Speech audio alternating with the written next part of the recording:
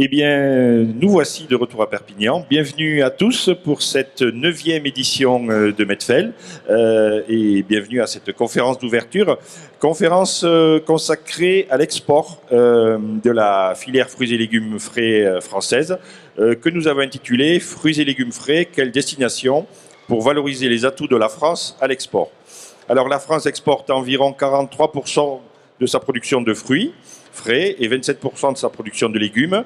Et elle est le premier exportateur européen de pommes de terre, 1,6 million de tonnes. Alors, comment conforter ces marchés? Comment développer les exportations et trouver de nouveaux marchés? Quels sont les atouts de la filière française à l'export? Voilà les thèmes que nous allons aborder dans ce premier débat. Pour nous aider à répondre à ces questions, nous accueillons Christophe Monnier, qui est directeur agrotech de Business France. Bonjour. Bonjour.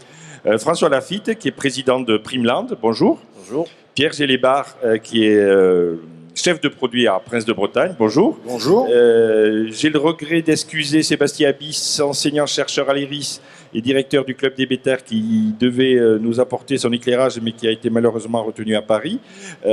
Et pour m'aider à animer ce débat, j'accueille Bruno Carlian, journaliste. Bonjour. Bonjour Olivier. Alors, Christophe Monnier, Business France, c'est le bras armé de la France pour le soutien à l'exportation, pas seulement d'ailleurs agricole, mais pour tous les secteurs. Mais vous vous occupez de l'agriculture. Quels sont les atouts de notre filière française à l'export en agroalimentaire et plus spécialement en fruits et légumes frais? Alors là, bonjour à tous. La France reste évidemment un grand exportateur agroalimentaire. Au niveau international, toutes filières confondues. Alors évidemment, la situation est assez contrastée en fonction des filières agricoles. Quand on regarde dans le détail, on a des filières qui se portent bien, qui sont un petit peu les fers de lance de la France à l'export, comme les vins et spiritueux, les produits laitiers et les céréales. Et on a d'autres filières qui sont plus en difficulté au niveau de l'agriculture et de l'agroalimentaire. Et sur ces filières-là, même si la France reste un acteur important au niveau international, sa place a tendance à reculer et je pense qu'on pourra rentrer un petit peu plus dans le détail sur les raisons de ce recul. Mais ceci étant dit, le recul s'explique essentiellement par la concurrence internationale et une progression des exportations des pays concurrents de la France qui sont plus rapides que la progression des exportations françaises. Quand on dit qu'il y a un recul de la France, il n'y a pas forcément de recul en valeur absolue. Même si on a une stagnation de la production, la France continue à exporter de plus en plus chaque année. Donc ça, il faut le dire. Mais voilà, en termes relatifs, notre place a tendance à diminuer. Et alors les fruits et légumes dans ce schéma? Dans ce schéma-là, donc la France reste, je le disais, un grand exportateur. Sur les fruits frais, donc on a 1,6 milliard d'exportations, c'est tout à fait significatif, et sur les légumes, 1,8 milliard d'exportations. Alors, parmi les produits exportés, et je crois que la pomme de terre est le produit, l'espèce à l'honneur cette année sur le Medfel, la pomme de terre est un des produits fer de lance à l'exportation, puisque nous sommes, selon les années, premier ou deuxième exportateur mondial. Donc ça contribue positivement à notre solde commercial. On a aussi des volumes, et on rentrera certainement dans le détail, exportés importants au niveau de la pomme, par exemple, et plusieurs espèces qui sont des poids lourds à l'export. Alors, si on garde un tableau général de la situation, au niveau des fruits, nous sommes actuellement le 16e exportateur mondial. Donc on voit quand même qu'en termes de rang à l'export de la France, au niveau du fruit frais, on n'est même pas dans le top 10. Et on a une position qui s'est dégradée au fil des années. Alors la France représentait en 2006, donc si on prend il y a 10 ans, on représentait 3,9% des exportations mondiales de fruits frais. Aujourd'hui, on est à 1,9%, perte de 2 points en l'espace de 10 ans. Donc la situation est relativement sérieuse. Donc les principaux exportateurs sont les États-Unis, l'Espagne, les Pays-Bas, le Mexique, si on prend le podium de tête. Et puis on a des challengers qui montent, qui sont passés devant la France, comme l'Afrique du Sud, et plus récemment l'Iran qui est réapparu aussi, en tout cas dans les statistiques, voilà, sur le marché. Donc ça, c'est au niveau de la situation des fruits. Si on prend la situation des légumes frais, là, notre position est plus favorable. Nous sommes 6e exportateur mondial. Donc, on a encore une situation relativement honorable, mais notre croissance annuelle moyenne, qui est de 2,6%, est inférieure à la moyenne de nos concurrents. Donc là encore, un point de vigilance à avoir. Sur le podium, nous avons le Mexique, les Pays-Bas et la Chine, et les challengers en forte progression, donc la Chine en forte progression, mais aussi des pays comme l'Égypte, le Maroc ou le Pérou. Donc en termes de part à l'export, donc là quand je prends légumes frais, y compris pommes de terre, on passe de 6,6% de l'exportation mondiale de légumes frais en 2006 à 4,6%. Donc c'est d'ailleurs étonnant, c'est comme les fruits, on perd 2 points en part de marché sur ce segment-là. Voilà pour les grandes lignes, on pourra rentrer dans le détail si vous le souhaitez par la suite. François Laffitte, vous constatez cette difficulté, ce recul dans votre activité de tous les jours de votre entreprise? Je rappelle que, en 2 mots, rappelez ce qu'est Primeland déjà, coopérative producteur de kiwi. Alors, on est une entreprise assez liée à l'exportation par l'origine de nos produits. On n'est peut-être pas tout à fait dans le fil droit de ce qui a été donné, mais je reconnais que les éléments statistiques prouvent que l'exportation française en fruits et légumes est une exportation qui a tendance à évoluer. Alors, moins de volume, ça a été dit d'ailleurs, hein, parce qu'on est dans des espaces concurrentiels très exacerbés, concurrence intra-européenne d'ailleurs, au passage, hein, principalement. Mais on a aussi une mutation qui est en cours, on le voit peut-être moins. C'est en fait, on est plus de faire de l'export qualitatif avec des volumes certes à la baisse, mais des chiffres d'affaires qui se maintiennent parce qu'on est sur des prix unitaires plus élevés, vu qu'on est sur des catégories produits spécifiques au niveau variétal en pommes par exemple, kiwi qui est un produit plutôt récent, mais également légumes, on est sur des produits plus sophistiqués, plus élaborés que ce que fut il y a 20 ans, si on peut dire. Donc l'atout France et la qualité France, ça marche de ce point de vue-là. On arrive à mieux valoriser nos produits que nos concurrents peut-être. On est, fruits et légumes est un secteur dans le frais qui est aujourd'hui sur une logique de masse, de massification.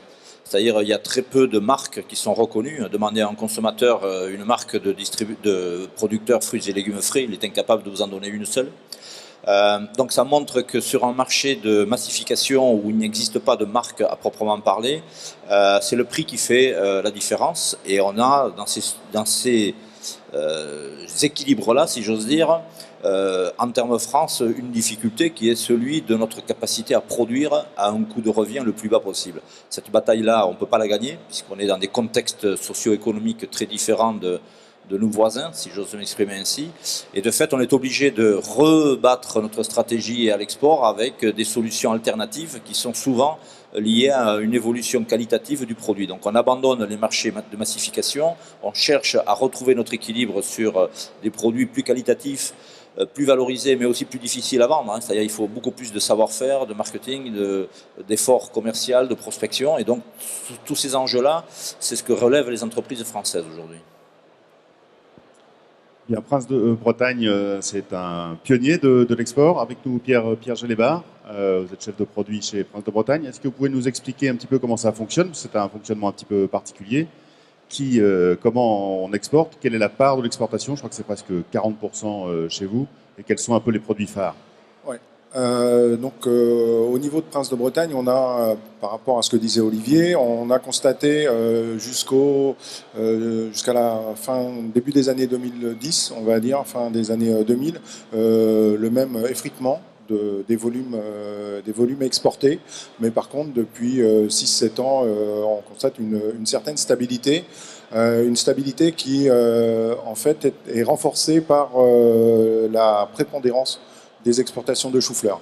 On va dire c'est jusqu'à la fin des années 2010, c'est plus des produits comme l'échalote, comme la laitue iceberg, comme l'endive, comme la pomme de terre primeur, en fait, dont les volumes d'exportation ont diminué et elles ont atteint début des années 2010 un certain seuil qui fait qu'on a une stabilité actuellement des volumes exportés.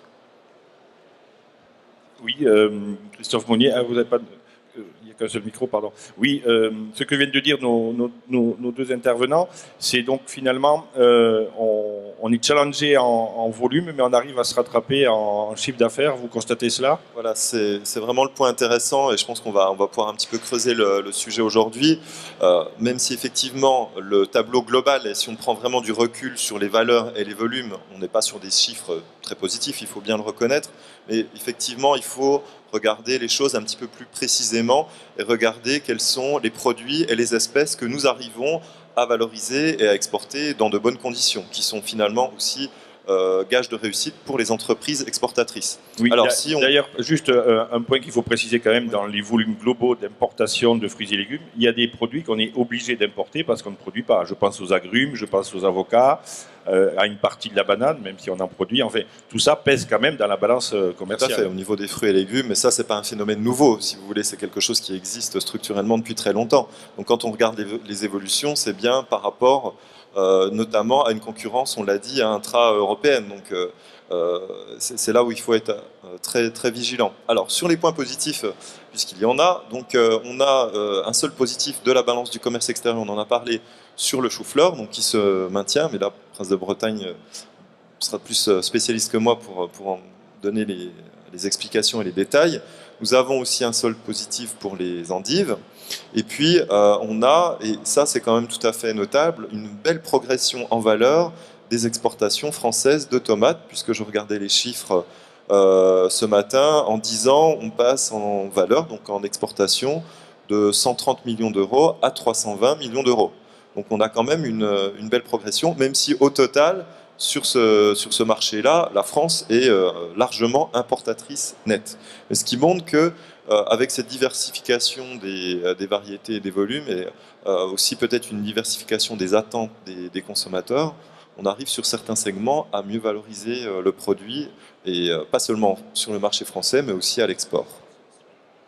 Oui, François Laffitte, premier slide à passer. Oui, peut-être pour donner le tableau de ce que sont les concurrences de la production française. Alors, le secteur, alors on va commencer par les fruits, si vous voulez. Bon, la France, d'abord, c'est l'Italie qui est numéro 1, l'Espagne numéro 2 en termes de production française, de fruits, pardon. La Pologne est devenue le pays numéro 3 européen. Donc, c'est là où on mesure l'évolution en 10 ans, 15 ans d'une concurrence exacerbée en Europe. C'est-à-dire on est bien dans un marché ouvert, dans un marché très concurrentiel, et un nouvel entrant comme la Pologne a été quelque part une situation qu'il a fallu digérer, si j'ose dire entre guillemets, par les exportateurs et les producteurs français. Alors la France, elle est quatrième, comme ça a été dit, en fruits. C'est la pomme qui est le grand produit dans les fruits en termes de volume. Et vous voyez que l'Allemagne même a su développer son agriculture fruitière, ce qui peut paraître surprenant, mais le contexte politico-économique des années 2000, notamment avec Schröder, a fait que l'Allemagne a repris une dynamique de croissance économique, d'investissement et de production nationale. Et on voit que la Grèce a fait également pas mal de choses. Alors, sur ce plan-là, la production française, c'est d'abord de la pomme, comme je le disais, du melon, pêche, vous l'avez vu, abricot, poire, kiwi. Bon, on a toute une série de produits, mais la pomme est le grand produit export pour les Français. Ce qui est de l'export, c'est d'abord et avant tout un export européen. Ça a été dit tout à l'heure, parce que c'est 77% des volumes qui s'exportent d'abord en Europe dans le marché commun. Mais on a également des solutions d'exportation vers l'Afrique qui se développent, notamment l'Algérie. À part que l'Algérie, depuis quelques mois, on a de sérieuses difficultés vu qu'il y a un arrêt de licence, de distribution de licences à l'import. On a également des pays comme le Moyen-Orient qui est important pour nous, qui est un pays des zones traditionnelles, notamment pommes. Et on a sur des exportations Russie qui sont bloquées et une évolution sur l'Asie qui est quand même une exportation nouvelle pour les volumes que l'on considère et qui est quand même intéressante. Et un petit peu l'Afrique du Sud. Alors ça montre, si vous voulez, la diversité des situations d'export. Sur l'exportation, vous l'avez compris, en fruits, c'est d'abord la pomme. Et ensuite, on trouve effectivement les fruits d'été pour le marché européen. Et on retrouve la poire, un petit peu, le kiwi sur l'export éloigné, souvent en Asie, et quelques autres produits.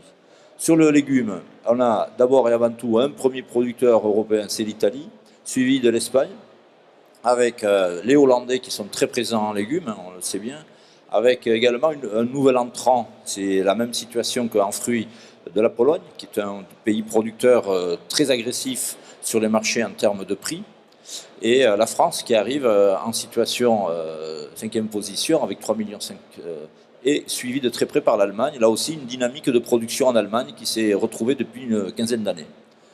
La Grèce qui est aussi toujours un producteur avec United Genome en légumes. Alors la production elle est beaucoup plus large, c'est de la tomate, c'est de la salade, des carottes, des choux-fleurs, comme ça a été dit tout à l'heure, l'oignon également, les endives et tout autre légumes. L'exportation, elle est essentiellement européenne, puisque 98% des exports légumes français, c'est l'Europe. Il y a très peu alors il y a très peu, mais c'est quand même des options qui sont connues. Le Sénégal, la Russie, sont des options qui heureusement ou malheureusement d'ailleurs existent mais disparaissent aussi. C'est la difficulté de l'exportation, c'est que c'est pas un long fleuve tranquille. Autant le marché européen peut l'être, autant ça peut être plus délicat sur les pays tiers. On reviendra sur les problèmes géopolitiques, notamment avec la Russie, l'Algérie, etc.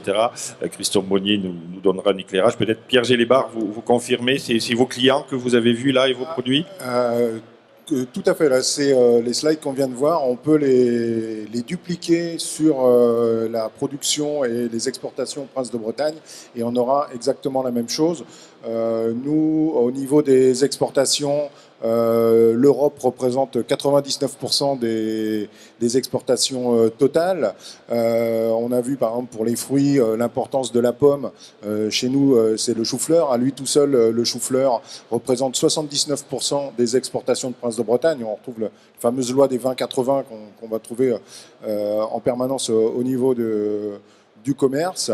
Et on a également le développement comme il vient d'être dit, de certaines nouveaux secteurs comme le Moyen-Orient, avec des marchés qui ont commencé par s'ouvrir par le catering, les restaurants, les hôtels, avec des exportations de petits volumes par avion et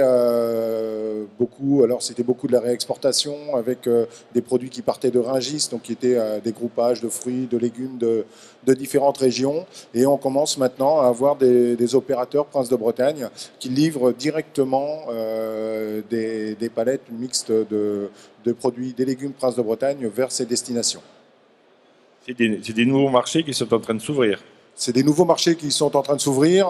Après, ça reste des tout petits volumes. Si on compare, je vous dis, ça reste 99% des exportations qui sont vers l'Union européenne. On va dire une bonne valorisation. Mais une bonne valorisation pour ces produits-là. Et on va dire, si on prend le deuxième marché hors Union européenne au niveau de Prince de Bretagne, en fait, c'est les États-Unis, avec les exportations d'échalotes où on a été jusqu'à 5000 tonnes au début des années 2000 en exportation, 5000 tonnes d'échalotes exportées vers les États-Unis et on est à l'heure actuelle autour de 1000 tonnes en étant passé par zéro suite à des problèmes de taxation US, mais c'est un autre débat et on est actuellement autour de 1000 tonnes par exemple d'échalotes exportées directement vers les États-Unis. Christophe Monnier, justement, je voudrais avoir votre avis sur ce qui vient d'être dit. Est-ce que ces marchés pays tiers, ces marchés émergents peuvent venir un peu compenser les pertes qu'on a sur le marché européen? Et quelle est un peu la stratégie de Business France à cet égard? Alors oui, vous l'avez dit, vous l'avez nuancé, vous l'avez dit un peu. Donc les intervenants précédents l'ont bien souligné. L'essentiel de nos exportations, c'est vers les pays européens. C'est d'ailleurs même vers les pays voisins et ce qui a moins été mentionné, mais je vais quand même le mentionner, ce qu'on regarde de très près, c'est le potentiel qui est présenté par les pays d'Europe centrale, donc les nouveaux États membres de l'Union européenne, qui sont des féroces concurrents de la France en termes de production, mais qui sont également des importateurs de plus en plus, qui recherchent des produits plus sophistiqués, de nouvelles gammes, une consommation urbaine qui se développe, l'augmentation du niveau de vie. Et tout ça, finalement, a permis aux exportations françaises vers ces pays de se développer. On a aussi un intérêt pour les produits français de plus en plus manifeste dans les pays nordiques, donc au niveau de la Scandinavie.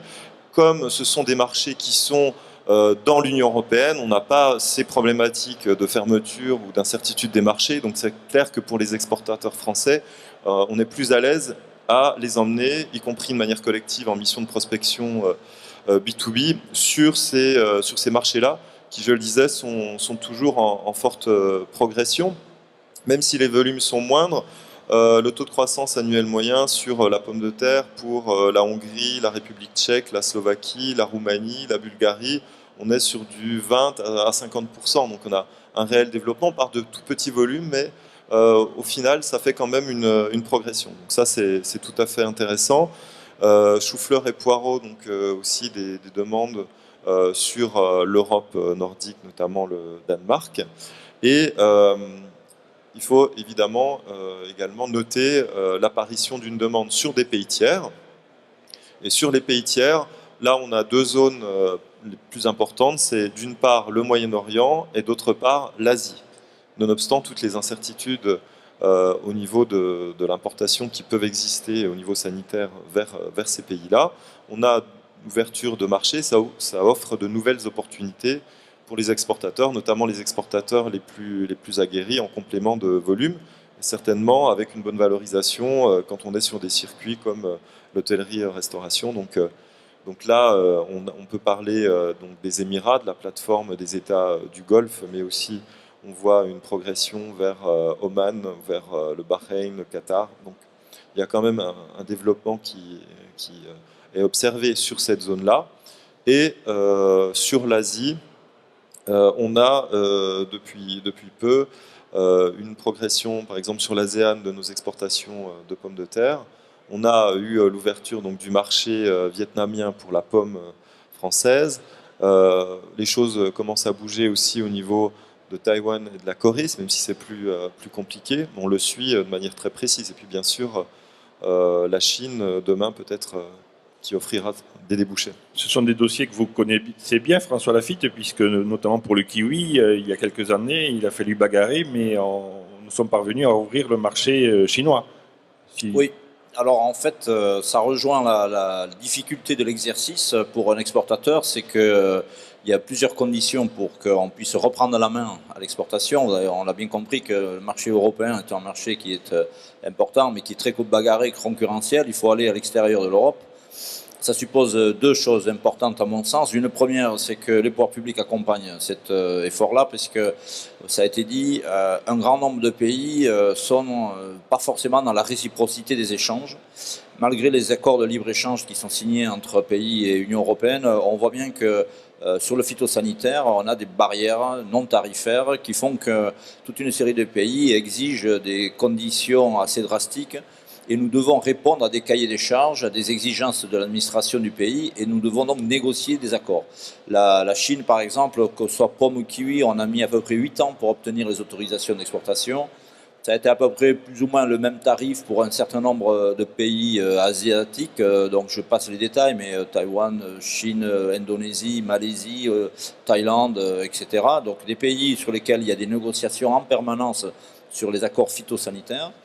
Et ces négociations sont les pouvoirs publics qui les négocient, c'est pas les exportateurs. Donc il faut que, avec la mission économique du pays considéré, l'administration française dans la DGAL, il y ait une bonne connivence sur le montage des dossiers pour que circulent assez rapidement les exigences de réponse aux dossiers techniques. Ce sont des dossiers très techniques.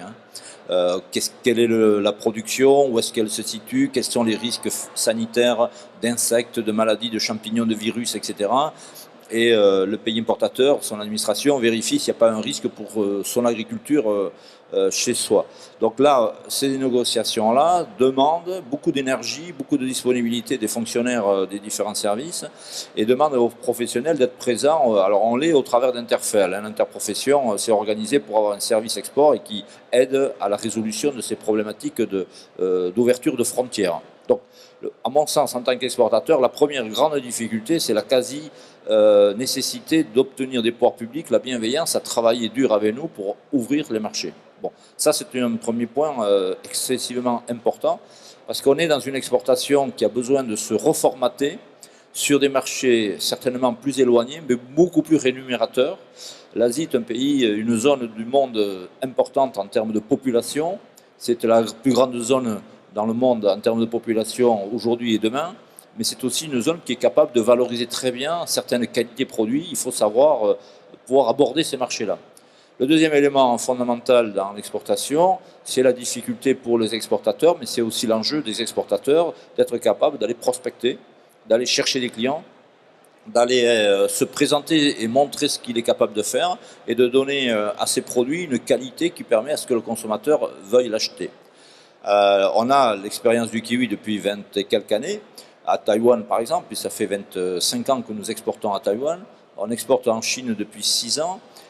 Il existe, malgré le fait qu'il y ait une production locale, une possibilité de valoriser nos produits Origine France parce qu'on est parti sur un haut de gamme, une qualité gustative supérieure, un engagement de traçabilité et une régularité auprès du client d'un tel niveau que l'on est sur des produits qui sont très bien valorisés. Donc oui, c'est possible, mais il y a beaucoup d'efforts. Il y a beaucoup d'efforts et puis l'Union européenne présente beaucoup d'avantages, mais dans ces cas-là, quand un marché s'ouvre, c'est le marché de l'Union européenne qui s'ouvre et quand il se ferme, c'est toute l'Union européenne qui se ferme. Donc finalement, que peut faire la France là-dedans, dans une situation comme ça?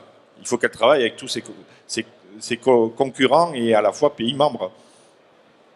Ça, c'est toute la subtilité de la construction européenne. D'ailleurs, il y a beaucoup de pays étrangers qui jouent là-dessus, qui vont négocier en bilatéral avec des pays, alors que l'Union européenne a compétence exclusive sur les négociations commerciales. Donc on a clairement un jeu compliqué au niveau international sur cette question des échanges économiques. Donc la signature d'un traité de libre-échange ne signifie pas du tout la libéralisation des échanges au niveau des produits agricoles, puisque là, on a souvent donc, les obstacles au niveau sanitaire, ou en tout cas les règles sanitaires, qui sont normales d'ailleurs, que tous les pays reconnaissent, mais il y a une interprétation des règles sanitaires parfois assez stricte et sévère, qui peut cacher d'autres objectifs. Et on a aussi des obstacles techniques aux échanges, donc c'est-à-dire des régulations sur des règles d'étiquetage et autres, qui peuvent aussi, et qui le font d'ailleurs de plus en plus souvent, qui sont aussi des freins, pas toujours des obstacles, mais des freins à l'écoulement des produits, à l'exportation. Alors, en ce qui concerne le dispositif français à l'international, donc au niveau des négociations commerciales, on a un dispositif assez important à travers le monde, au niveau des ambassades et des missions économiques. Le ministère de l'Agriculture est très impliqué à travers son réseau des conseillers agricoles et attachés pour les questions vétérinaires et sanitaires, notamment sur les grands pays clés qu'on a cités aujourd'hui.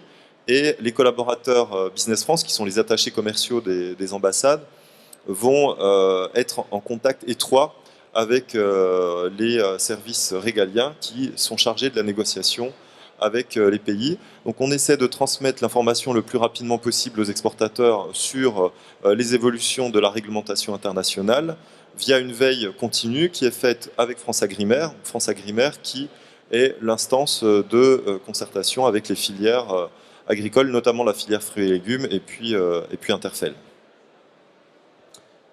Pierre Gelébart, sur la stratégie de Prince de Bretagne Export, est-ce que vous appuyez aussi un peu sur le dispositif Au niveau de la stratégie export, donc elle est, je vais dire, à deux niveaux par rapport à sur les sujets sur lesquels on vient d'échanger. Premièrement, au niveau européen, donc qui reste le premier débouché des légumes Prince de Bretagne, on participe notamment à un certain nombre de missions menées entre autres par Business France, pour aller dans différents pays comme la République tchèque, la Pologne dernièrement, pour connaître l'évolution de ces marchés, aussi bien au niveau production, c'est-à-dire, comme on vient de le présenter, M. Lafitte, l'évolution notamment de la Pologne au niveau des volumes, mais également les possibilités d'ouverture de nouveaux marchés sur, comme on vient de le dire, des produits qualitatifs. Et également, je me suis bien reconnu dans les propos de M. Lafitte, parce qu'au niveau de Prince de Bretagne, on travaille actuellement pour un certain nombre de produits avec Interfel, avec les pouvoirs publics, pour ouvrir certaines frontières à nos légumes, en Asie, effectivement, mais également en Amérique du Sud, qui est une région du monde quand même où il y a un certain nombre de pays avec un pouvoir d'achat qui pourrait permettre d'exporter des légumes de qualité. Comment on exporte? C'est de l'avion alors, dans ces cas-là? C'est de l'avion dans ces cas-là? Ça dépend des légumes. Ça dépend des légumes. Il est bien clair que tout ce qui peut être légumes verts ou produits, je veux dire, qualitatifs, comme des mini-légumes pour la restauration haut de gamme ou des choses comme ça, on va être dans des produits avions. Et après, vous avez des produits comme les alliums, par exemple, où on peut très bien faire en 3 semaines de bateau en container réfrigéré, sans problème qualitatif pour les produits. Alors Christophe Monnier, quelles sont justement les destinations d'avenir pour la filière fruits et légumes ? Dans quel pays ils doivent aller prospecter ? On l'a déjà dit, hein, donc continuer à prospecter l'Europe, donc la nouvelle Europe, on l'a fait hein, cette année. Donc Prince de Bretagne a participé à la mission donc République tchèque-Pologne, donc qui sont deux pays qu'on regarde très, très attentivement. On a fait aussi une mission donc, dans les pays nordiques, donc c'est des missions collectives B2B qui sont des missions découvertes du marché, donc effectivement pour s'informer aussi sur le volet production, rencontrer des opérateurs locaux. Et on a toujours un volet B2B, donc c'est des rencontres d'affaires entre les exportateurs français et les importateurs de ces pays. Alors sur les pays tiers, là où les enjeux se doublent de problématiques réglementaires, régaliennes, on va travailler avec France Agrimaire. Et ce qui est intéressant, c'est que depuis quelques années, plusieurs actions ont été menées où différentes interprofessions, donc pas uniquement les fruits et légumes, mais également les produits laitiers, la viande, vont se mettre ensemble pour travailler sur une action de promotion de l'offre française agricole agroalimentaire dans sa globalité pour accompagner des ouvertures de marché, pour aussi faire de la communication, faire parler de nous, mettre en avant notre offre et nos atouts. Et puis je pourrais développer aussi les atouts qu'on voit prioritairement pour l'offre française à l'international. Alors il nous reste quelques minutes puisqu'on va laisser bientôt la place à l'inauguration. François Lafitte, qu'est-ce que vous voulez ajouter avant de conclure ce débat ? D'abord, un petit slide pour dire ce qu'il faut faire aussi à l'export, si on peut le passer. C'est rien ne se fait par hasard. Il faut un engagement des entreprises. Les entreprises ont besoin d'exporter pour être viables dans le temps, économiquement parlant, indépendantes, et se donner les moyens de pouvoir exporter. Il y a un coût à l'exportation, il y a des efforts et puis il y a des risques. Donc il faut avoir des entreprises d'une taille suffisante pour assumer cette exportation. Ça, c'est le premier point. Deuxième point, il faut être capable aussi d'être dynamique sur la promotion des produits, la mise en avant des produits. Rien ne se vend par hasard, il faut faire des efforts. Et si j'avais un exemple à donner, bon, c'est ce qu'on essaye de faire dans différents points. D'abord et avant tout, il faut se faire connaître. Donc on n'hésite pas à faire des salons à Berlin, à Hong Kong, à Madrid par exemple. Ou à Perpignan. Ou à Perpignan. Mais on est aussi très présent sur les réseaux sociaux, par exemple sur Shanghai, Indonésie, Taïwan. Donc c'est des actions assez complexes à mener, mais qui permettent aussi de rentrer très directement auprès du consommateur, avec la barrière de la langue bien sûr et des habitudes de consommation, mais il y a quand même des agences, il y a des services Business France qui existent, qui peuvent aider les exportateurs, donc il faut savoir les utiliser. Mais on sait aussi faire des partenariats avec des entreprises importantes.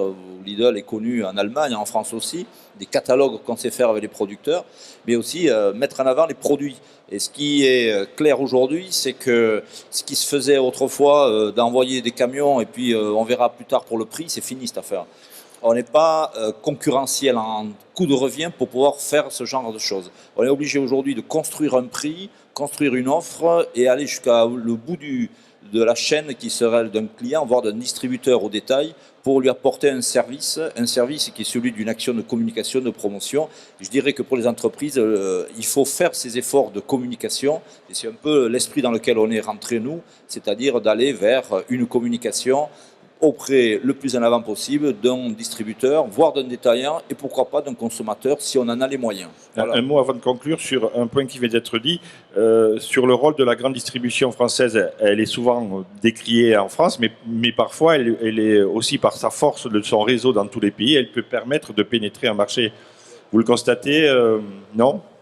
Je suis optimiste là-dessus. Christophe Monnier, Pierre Géléba. Sur la question délicate. En fait, la grande distribution, clairement, elle joue un rôle essentiel. Bon, de facto, nous, on va travailler avec l'ensemble des chaînes de distribution, qu'elles soient françaises ou étrangères. Finalement, même une chaîne d'origine française, quand elle est dans le pays, elle va mettre en avant plutôt son implantation locale. On voit aussi que la tendance mondiale, c'est le manger local et l'approvisionnement local, voire le souverainisme économique. Donc tout ça, c'est quand même des tendances lourdes. Et la grande distribution française s'est adaptée à ce contexte-là. Donc nous, on va plutôt regarder les chaînes qui permettent une bonne valorisation et une belle mise en avant de ces produits français. Donc 3 atouts de l'offre française. Tout d'abord, c'est sa diversité, sa grande diversité, sa capacité d'adaptation, que ça soit au niveau de l'innovation en termes de diversité variétale, de segmentation, packaging, adaptation des portions. Donc toute cette créativité de l'offre française, ça c'est un atout très très fort à l'international. Deuxième atout, c'est la qualité sanitaire de l'origine France qui est reconnue. C'est quand même une problématique. Alors ça peut être une contrainte à l'exportation, mais c'est aussi un atout. Quand on a un système de contrôle efficace sanitaire, ça rassure le consommateur à l'étranger. Et l'origine France, de ce point de vue-là, est un atout à l'exportation. Et le dernier atout, le troisième atout, on en a peu parlé aujourd'hui, mais effectivement, le fait aussi d'avoir une diversité de production et de labels. Donc labels, alors il y a le bio, mais il y a aussi les labels de qualité, les IGP. Donc j'ai dénombré 29 IGP dans les fruits et légumes frais, 28 produits espèces labellisés label rouge et 14 AOC. Donc tout ça, c'est une richesse aussi qu'on peut mettre en avant et valoriser. Tout ça sous la bannière France. Nous, c'est ce qu'on essaie en tant qu'organisme public, donc de mettre en avant l'origine France sur les grands salons internationaux, au travers de la marque Made in France, Made with Love, qui porte aussi l'image globale, tout comme la campagne Creative France sur l'aspect innovation, ou même la French Tech au niveau de la start-up. Donc c'est sous ces bannières-là qu'on essaie de positionner l'offre française, et ça marche plutôt bien. Donc on le fera au prochain salon Fruit Attraction à Madrid, et puis bien sûr à Berlin sur Fruit Logistica. Bien, ce sera le mot de la fin. Merci à tous. Ça a été un petit peu bousculé. Merci aux élus qui ont eu la gentillesse de patienter. Ils sont allés faire leur tournée inaugurale, c'est très bien. Donc l'inauguration, c'est dans quelques instants sur ce plateau. Et nous, notre prochain rendez-vous, c'est à 14h avec les prévisions d'emblavement de pommes de terre. Merci à tous. Bonne journée.